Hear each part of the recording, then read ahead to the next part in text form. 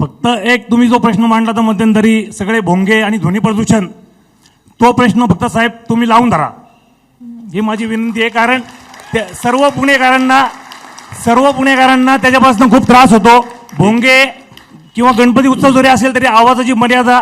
साहेब तुमचे मुख्यमंत्री आहेत, तुम्ही सांगा त्यांना, तुमच्या फेवरमध्ये मुख्यमंत्री मुख्यमंत्री साहेब माफ करा, तुमचे मुख्यमंत्री म्हणजे तुमच्या फेवरमधले मुख्यमंत्री आहेत, ते तुमचे नक्की ऐकतील. की हे एका राजकीय पक्षाचं काम नव्हे, फक्त हे तुमच्यासारख्या लोकांचं देखील काम आहे की ज्याच्यामध्ये तुम्ही जर समजा अशा प्रकारे मशिदीवरती भोंगा वाजत असेल तर तुम्ही पोलीस कंप्लेंट करायची आहे. पूर्ण होऊन देत माझं. पोलीस कंप्लेंट करायची आहे.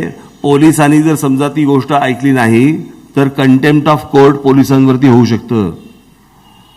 त्या पोलीस अधिकाऱ्यावरती कारवाई, त्याच्यावरती सगळी इन्क्वायरी लागू शकते.